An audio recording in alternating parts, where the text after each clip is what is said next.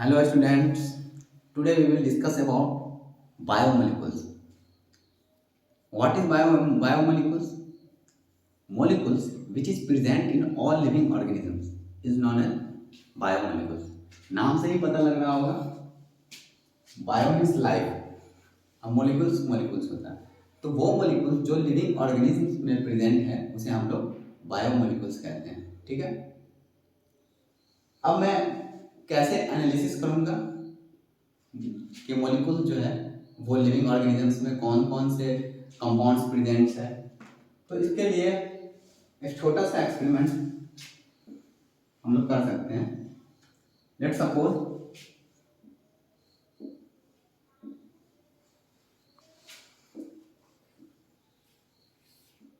गिल्डल और मॉर्टल की मदद से हम लोग जो है एक छोटा सा एक्सपेरिमेंट कर सकते हैं। हम लोग किसी लिविंग टिश्यू या लीफ टिश्यू और liver tissue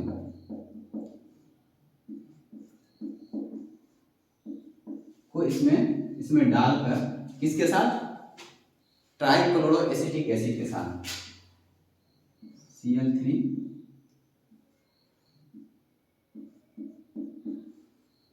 trichloro acetic acid के साथ हम लोग जो है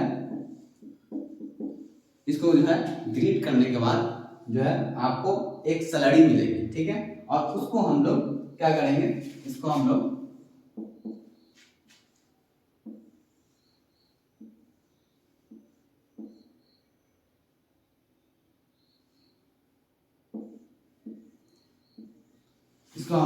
यहाँ एक कॉटन क्लॉथ डालकर इसको हम लोग पास कराएंगे। ठीक है, अगर जो इस कॉटन क्लॉथ से नीचे आ जाए, कॉटन क्लॉथ से नीचे आ जाए वो एसिड इनसॉल्युबल होता है। क्या होता है, सॉरी, एसिड सॉल्युबल होता है। और जो नीचे ना आ सकता है वो उसे हम लोग क्या कहते हैं, एसिड इनसॉल्युबल, एसिड इनसॉल्युबल। ठीक है, तो ये रही बात कि सबसे पहले हम लोग एक मॉर्टल और ग्रिडल से की मदद से एक किसी भी टिश्यू को हम लोग ट्राइक्लोरो एसिटिक एसिड के साथ मिक्स करके हम लोग उसे एक कॉटन क्लॉथ के थ्रू पास करवाते हैं। ठीक है, और उससे क्या होता है कि जो कॉटन क्लॉथ से पास होकर नीचे आ जाए उसे हम लोग एसिड सॉल्युबल बोलते हैं। ठीक है, और जो नीचे ना आ सकता है उसे हम लोग एसिड इनसॉल्युबल कहते हैं। ठीक है, तो बायोमोलिकुल्स की अगर मैं बात करूं, बायोमोलिकुल्स तो जो नीचे आ जाए एसिड सॉल्युबल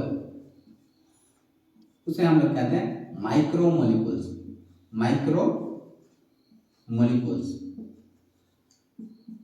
और एसिड इनसॉल्युबल होता है मैक्रोमोलिकुल्स। So on the basis of these experiments we divide biomolecules into two parts, that is macromolecules and micromolecules। ठीक है, तो बायोमोलिकुल्स को हम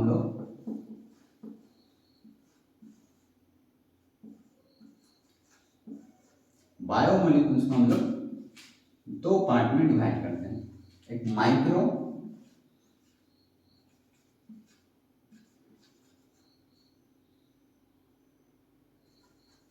और एक मैक्रो।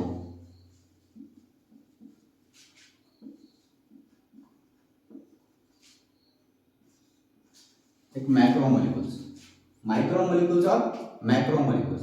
तो माइक्रोमोलिकुल्स हम लोग उसे कहते हैं जिसका वेट जो है 800 डेल्टन से कम हो। वो मोलिकुल्स जिसका वेट 800 डेल्टन से कम हो उसे हम लोग माइक्रोमोलिकुल्स कहते हैं, और जिसका वेट ज्यादा हो 800 डेल्टन से इसे हम लोग मैक्रोमोलिकुल्स कहते हैं। माइक्रोमोलिकुल्स में आता है नाइट्रोजनस बेस,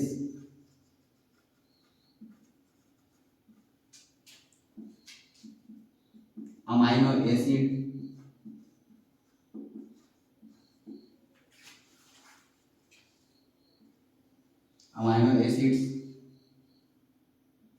मोनोसैकेराइड्स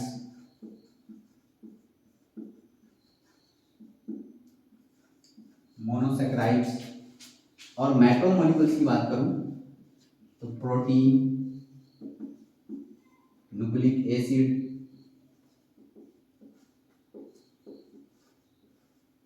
कार्बोहाइड्रेट्स, जिसे हम लोग पॉलीसेक्राइड्स कहते हैं, पॉलीसेक्राइड्स,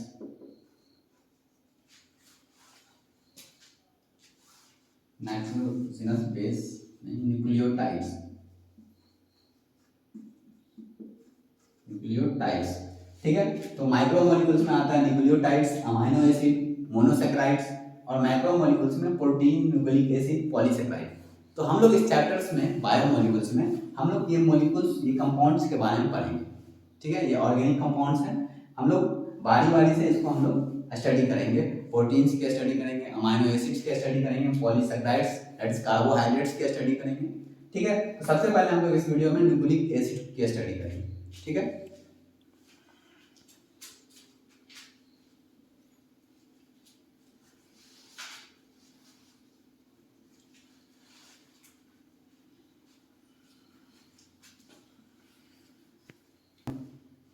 ठीक है, तो हम लोग इस वीडियो में क्या करेंगे, न्यूक्लिक एसिड्स की बात करेंगे।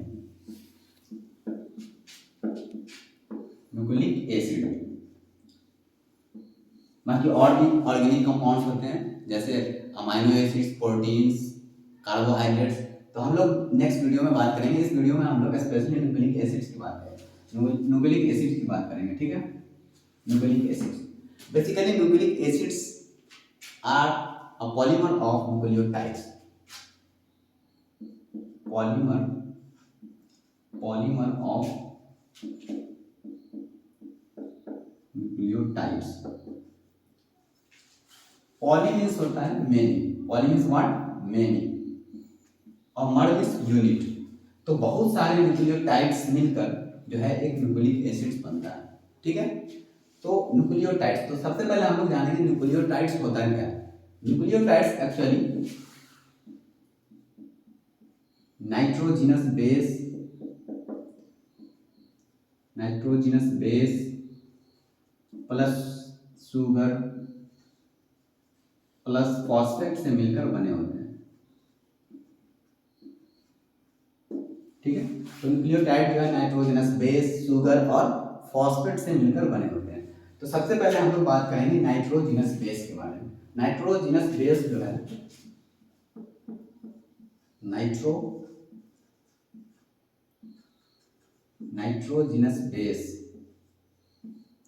नाइट्रोजनस बेस एक्चुअली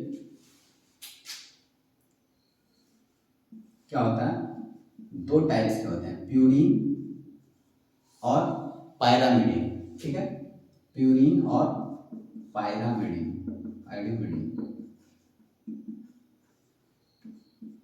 प्यूरीन में आते हैं एडनिन एंड ग्वानिन, और पायरामिडीन में साइटोसिन, थाइमिन, यूरासिल। ठीक है, एडनिन, ग्वानिन, साइटोसिन, थाइमिन और यूरासिल। ठीक है, तो सबसे पहले हम लोग प्यूरिन्स की बात कर लेते हैं, पायरामिडीन्स की बात कर लेते हैं। व्हाट इज पायरामिडीन्स में क्या क्या आता है, साइटोसिन, थाइमिन, यूरासिल, ये नाइट्रोजनस बेस है ये सब। ठीक है, जैसे अगर मैं डीएनए की बात करूं, व्हाट इज डीएनए, डीएनए भी एक न्यूक्लिक एसिड्स है। ठीक है, डीएनए और आरएनए ये भी एक न्यूक्लिक एसिड्स ही है। तो डीएनए के अंदर में क्या होता है, यूरासिल नहीं होता। This uracil is only present in RNA, not DNA. तो डीएनए में सिर्फ एडेनिन होता है, ग्वानिन, साइटोसिन एंड थाइमिन। और आरएनए की बात करूं तो आरएनए में एडेनिन, यूरासिल, साइटोसिन और थाइमिन होता है, ग्वानिन। थाइमिन जो है आरएनए में नहीं होता है, यूरासिल डीएनए में नहीं होता, थायमिन आरएनए में नहीं होता। तो ये रही बेसिक बात, ठीक है। तो nitrogenous base adenine, guanine, cytosine, thymine, uracil, ठीक है। अब मैं बात करूं सबके स्ट्रक्चर्स की, अगर मैं बात करूं सबके स्ट्रक्चर्स की अगर मैं बात करूं साइटोसिन,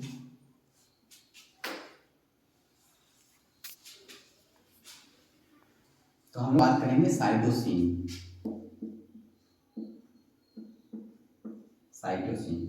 साइटोसिन एक्चुअली में कंपाउंड्स होते हैं pyrimidine, N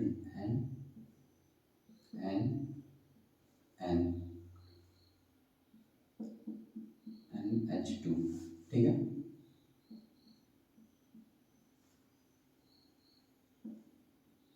chemically this is called 1 2 3 1 2 3 4 5 6 4 amino pyrimidine, 4 amino pyrimidine,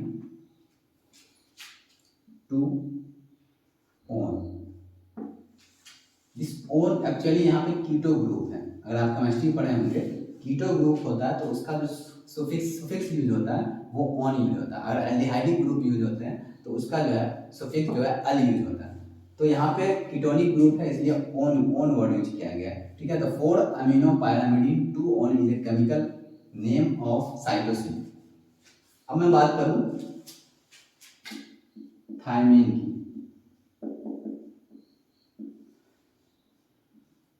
इसमें भी पायरामिडिन स्ट्रक्चर्स होते हैं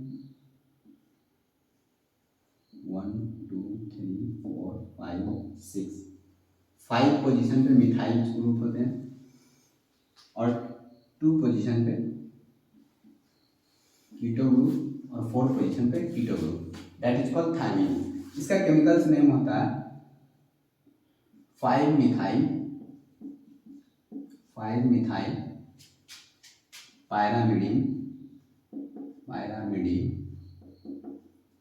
5 मिथाइल पायरामिडिन, 2 पोजीशन पे कीटोनिक ग्रुप एंड 4 पोजीशन पे कीटोनिक ग्रुप।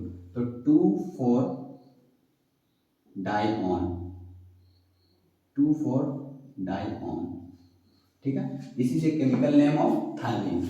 अब मैं बात करूं यूरासिल। और ये तीनों जो बेस है नाइट्रोजनस बेस, ये प्यूरिन के अंदर में आता है, सॉरी पायरामिडिन के अंदर में आता है।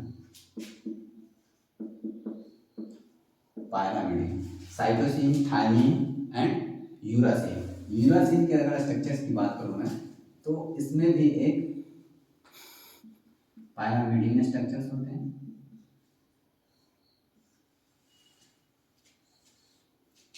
और 2 1 2 3 4 5 6।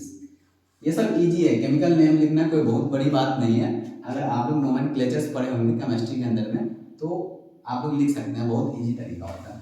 तो 1 2 3 4 5 6, 4 पोजीशन पे कीटो ग्रुप लगे होते हैं और 2 पोजीशन पे कीटो ग्रुप लगा होता है, ठीक है। तो इसको इसे कहते हैं पायरामिडिन 2 4 डाइऑन, 2 4 डाइऑन, ठीक है। This all nitrogenous base comes under pyrimidine. Now we will talk about purine, ठीक है।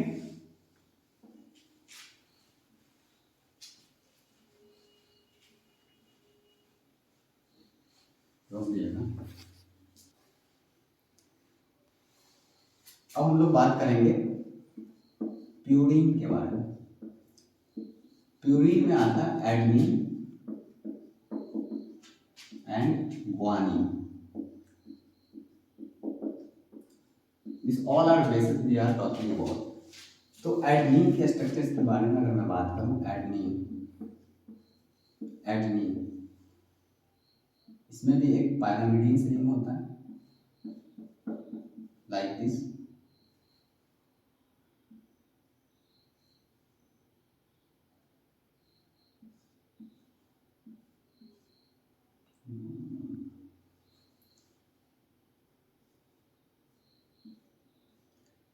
यहाँ पे नाइट्रोजन एंड नाइट्रोजन, ठीक है। एडेनिन का इस तरह का स्ट्रक्चर होता है और यहाँ पे NH2 ग्रुप होते हैं। तो काउंटिंग यहाँ पे यहाँ से होता है 1 2 3 4 5 6, यहाँ पे डबल 1 6 7 1 2 3 4 5 6 7 8 9। तो इसे कहते हैं 6 अमीनो प्यूरिन, 6 अमीनो प्यूरिन। हाँ, और प्यूरिन के अंदर में दो स्ट्रक्चर्स होते हैं। This structure is pyrimidine and this structure is called imidazole,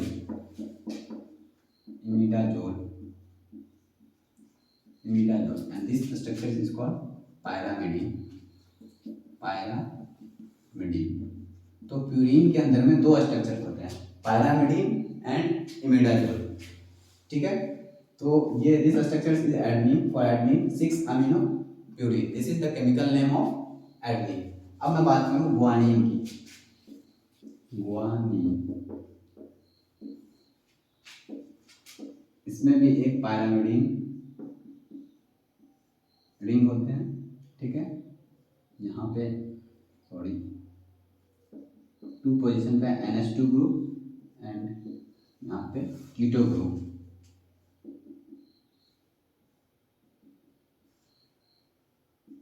ठीक है। वैलेंसी पूरी कर लेना, ठीक है। तो यहाँ पे जो है 1 2 3 4 5 6 7 8 9, तो इसे क्या कर सकते हैं, 2 पोजीशन पे अमीनो ग्रुप है, तो 2 अमीनो, 6 पे कीटो ग्रुप है, ठीक है। 2 amino purine, 6 on, this is a chemical name of guanine, ठीक है। तो हमने जितने स्ट्रक्चर्स की बात किया वो सब नाइट्रोजनस बेस थे। क्या थे? Nitrogenous base. तो मुझे पढ़ना क्या था, हम लोग पढ़ क्या रहे थे, न्यूक्लिक एसिड। तो न्यूक्लिक एसिड में क्या होता है, nucleic acid is a polymer of nucleotides. तो न्यूक्लियोटाइड मिलकर जो है न्यूक्लिक एसिड का फॉर्मेशन करता है। तो सबसे पहले हम लोग न्यूक्लियोटाइड्स को जानेंगे। तो न्यूक्लियोटाइड्स जो होता है वो 3 कंपाउंड से मिलकर बने होते हैं। सबसे पहले नाइट्रोजनस बेस, फिर पेंटोज शुगर एंड फॉस्फेट। तो हम लोग नाइट्रोजनस बेस की बात की, ये 5 जो थे नाइट्रोजनस बेस थे। अब हम लोग शुगर की बात करेंगे। शुगर और फिर फॉस्फेट, ये तीनों मिलकर न्यूक्लियोटाइड्स बनाता है। तो हम लोग लेट्स सपोज मैं इसे, तो हम लोग न्यूक्लियोटाइड्स बनाकर देखते हैं। सबसे पहले ये देखें, न्यूक्लिक एसिड मैंने क्या कहा था, न्यूक्लिक एसिड जो होता है वो पॉलीमर ऑफ न्यूक्लियोटाइड्स, ठीक है, न्यूक्लियोटाइड्स। और न्यूक्लियोटाइड्स में क्या होता है, न्यूक्लियोटाइड्स में बेस होते हैं, nitrogenous base plus sugar, pentose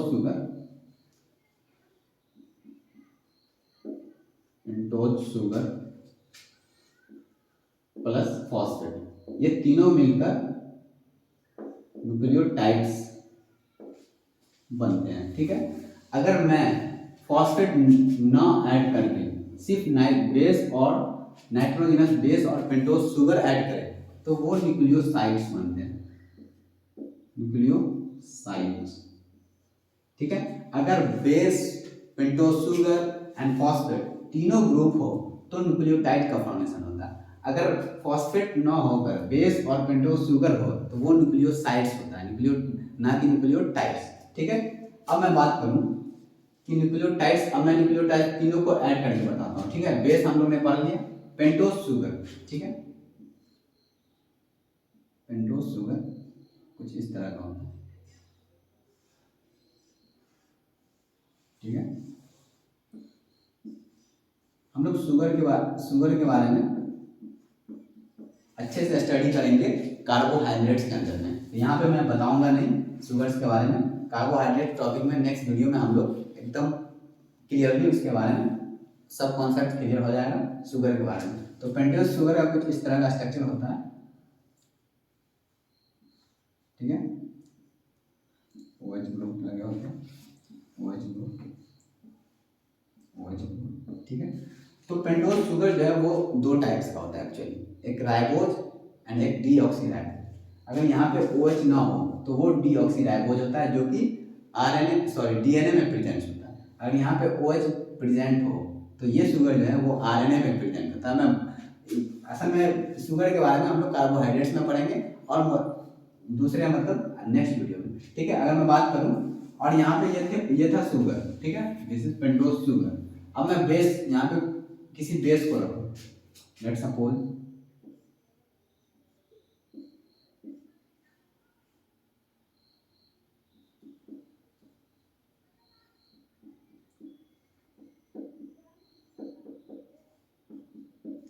ठीक है, ये बेस, ये शुगर एंड ये फॉस्फेट ग्रुप।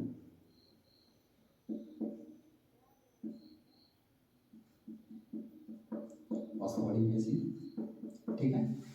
तो तीनों में अगर मैं बॉन्ड्स बनाऊं तो यहाँ पे शुगर में और फॉस्फेट्स में जो बॉन्ड बनेंगे, इसका CH2 है यहाँ पे, CH2 और OH ग्रुप, तो यहाँ का H और यहाँ से OH निकल जाएंगे, वाटर यहाँ से निकल कर बॉन्ड बनाएगा यहाँ, ठीक है।